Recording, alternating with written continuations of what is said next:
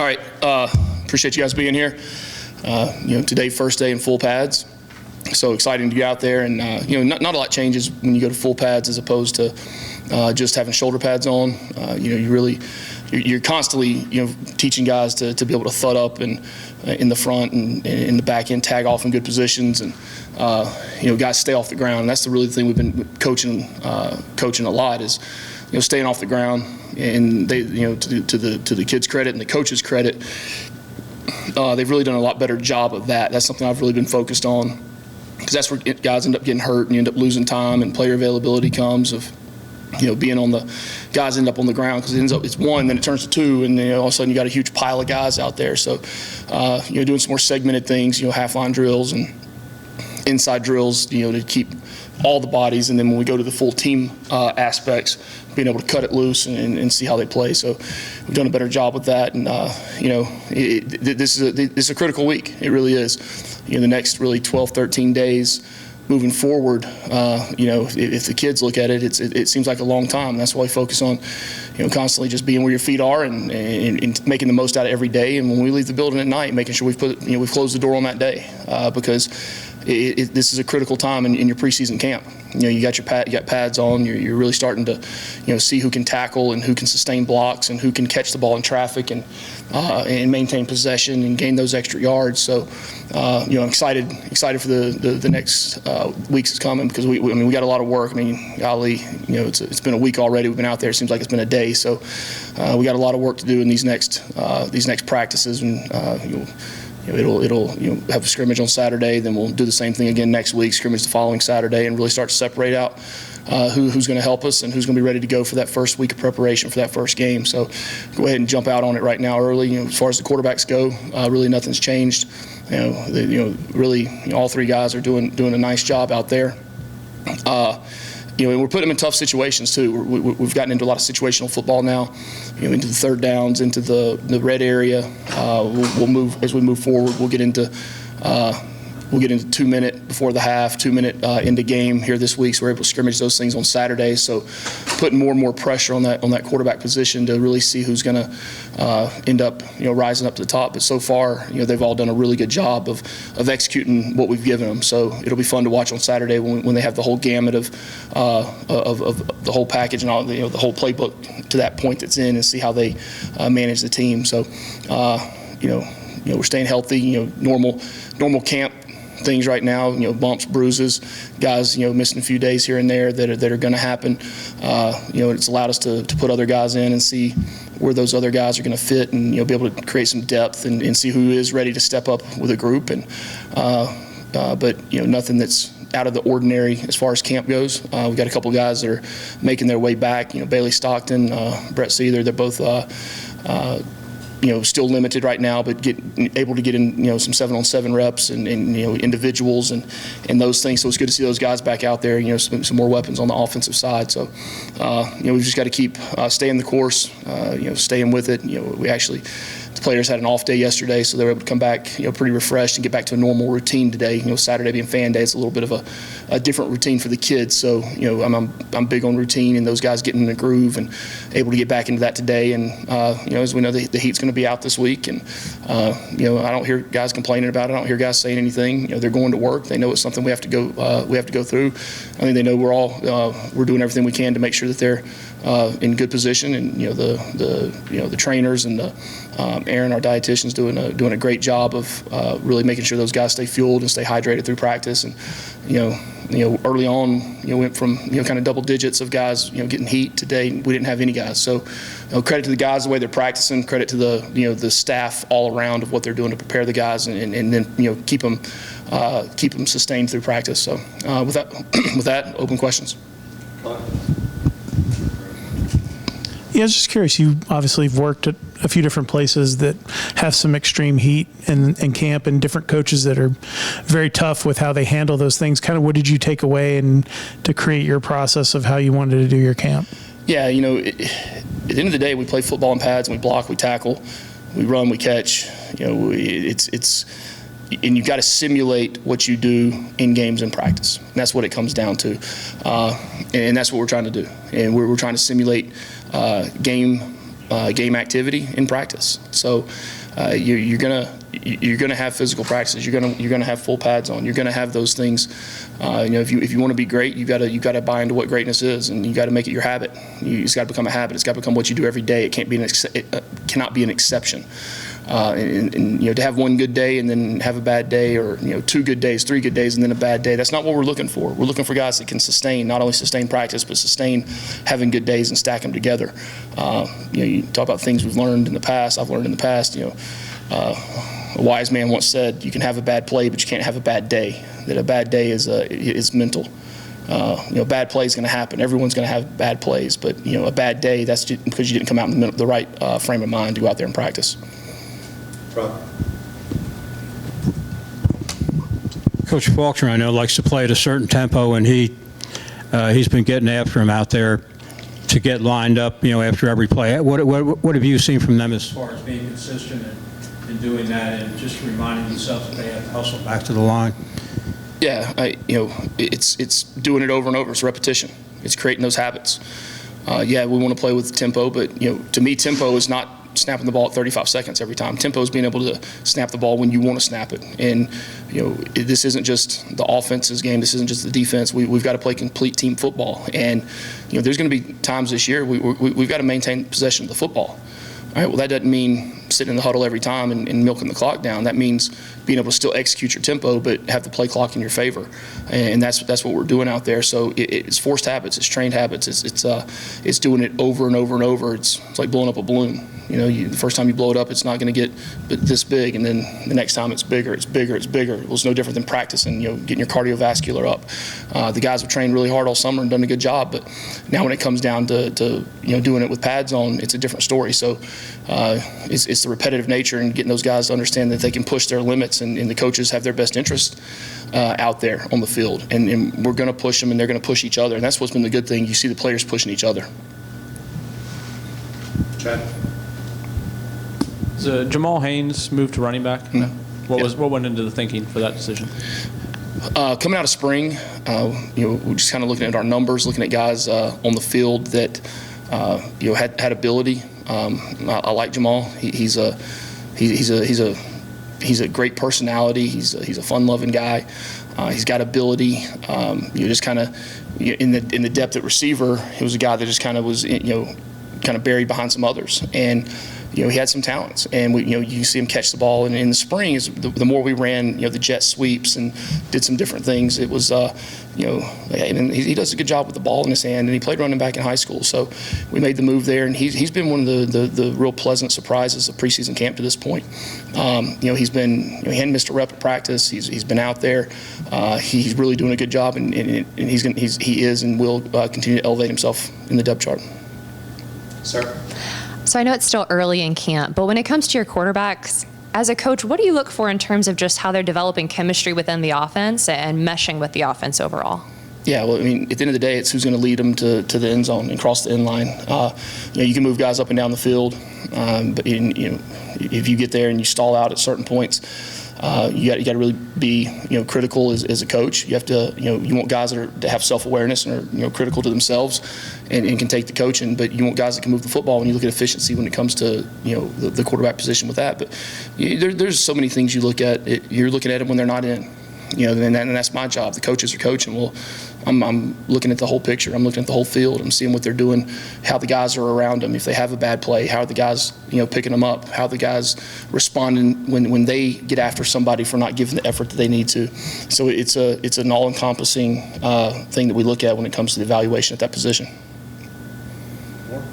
Back here, Coach.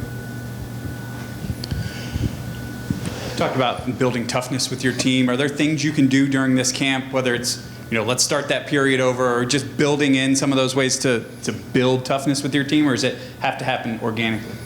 If I said I was going to start the periods over, start practice over, half the team wouldn't show up tomorrow. But no, sometimes you have to. And that comes to, that's not as much the toughness. It's that's creating the standard of who we're going to be. We talked before about creating an identity and creating and establishing a standard that we can work towards every week. Well, how you practice is that, and how you practice, how you prepare is how you're going to play. As far as establishing toughness, it's an overall mentality in the program of not just the way you practice, but not just the way you play a singular play. There's so many things. I mean, how do you take hard coaching? Can you look somebody in the eye when you're getting coached hard? And there's all sorts of tests that coaches that we do out on the field to see if those guys can, individually and collectively. Maybe starting a period over is one of them at some point in time, to see how they respond. Or does it affect them? Is there the heads go down and there's the complaining, or are they, hey, he ain't gonna get us now? Those types of things. It's you fall on the ground. How quickly do you get back up? You can't play the football. You can't play the game of football on the ground. How do you help your teammate up? Are you willing to give the extra effort to get downfield when the ball is nowhere near you? There's so many things that measure into the evaluation and in the creating of toughness. And we've got now 6 practices underneath our belt, and working to establish that in our team. I know there's a lot of regulations now in terms of pads and how much you can do and stuff, but I guess how do you kind of measure how often you want to go in pads in camp and versus maybe the availability? Is that something you talk with your staff about even on a day-to-day basis? Yeah, we talk day-to-day. We work hand-in-hand with compliance on the rules of the 8 full padded practice. I mean, there's so many regulations and rules that go through, and once you get through the acclimation period, now it's up to myself, and I sit down every day. Me and Pat Boyle, who really works hand in hand he works with the analytic part. We have with the catapult with AJ and his crew. So there's 4 or 5 different people that are involved in how we practice each day. When you get to this time where you're scrimmaging on a Saturday, you want to be able to push guys through the week, but also be able to simulate towards the end of a game week where you're getting ready to play on Saturday as well. So, how you change and work and put those full padded days versus shoulder padded days, it is something we look at very closely. We look at it every day to make sure we're doing the right by the players and by building the team. Jackson. A little off topic here, but there's been a lot of noise about schools switching conferences and everything lately. I was just curious if I could get your thoughts on if it's where college football is headed, what you think about it, and if it's healthy for the sport overall. I have no idea. What's going on? Seriously, what's going on? Oregon and Washington are going to the Big Ten. When? Next year. Why don't you tell me these things before we come up here? To be honest with you, Mike told me at lunch today. Seriously. He's like, you might get a question about conference alignments. I was like, what's going on? I had no clue. And I was as shocked as anybody when he told me at lunch today. So, ask me on Saturday. I'll have time to think about it maybe by then. But I've not thought about it one bit. I'm worried about Georgia Tech in the ACC, and that's really all I care about right now. Rob? When you watch the defense go about their business in practice, can you tell that they're an experienced group? Yeah, I mean, we've got experience in a lot of places, and we're inexperienced in a lot of places. That's why we practice. That's why every rep is so critical in the development of a football team. Very rarely in college football do you have an entire team of experience coming back. It's rare. I think, what was it? Was it a year ago or 2 years ago? Wake Forest had all those guys back and kind of the perfect storm that occurred. You see it every now and then, but I mean, my goodness, I hadn't been on the team in 15 years. I don't think that's had a full group of guys coming back. So that's the joy of college football is the development and seeing guys develop. And tell the guys every day that their improvement is their reward. That's the reward you get in camp right now, is to be able to sit there at the end of the day. I'll go in the team meeting tonight and I'll pull up, 6 or 8 clips of somebody that day 1 or day 2 were doing something one way, and how they did it today, how they did it on Saturday, and show the improvement. And that's the reward that the guys get. That's the reward that coaches get is seeing the improvement, because if each individual will take pride in improving individually, all right, each side of the ball will improve collectively. Well, now your football team improves. But it's no different than saying be where your feet are. Take every day as it is. Stay in the moment. All right, you've got to break it down to the smallest part and have them focus on themselves. In a game that's all about us and we, right, the individual has to take pride in their own development and their own improvement. Otherwise, the us and the we never happens. Cody. So the periods we were out today, you're working the offensive line, which is where where you've grown up. You weren't watching quarterbacks. We're going to talk about quarterbacks all year long. How much do you leave it up to Buster and Winky to kind of do that, or how focused are you on that versus all the other positions where you got to figure out who's starting? Yeah, I was a GA today during individuals. I went over there. I was Coach Wade's GA today. He told me what to do, told me how to do it, yelled at me a couple of times. Told me to run, he got after me pretty good today. He did. So it was fun. It was fun being over there with the line. No, there's days I'm going to pick to go over there and we pick before practice, say, okay, this period we're going to work on this. We're going split lines.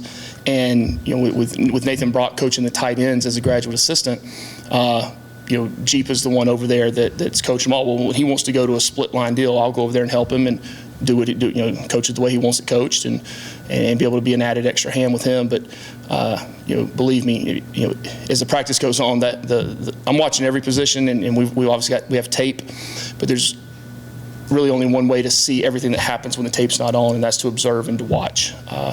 It takes a lot for me to pull me away from those guys, but the last 3 or 4 practices, I've been watching. I've been dialed in on 7-on-7. They're running the 1-on-1 pass rush down on one end, and so it's an observation of everyone, including the quarterbacks. Kelly, got time for a couple more.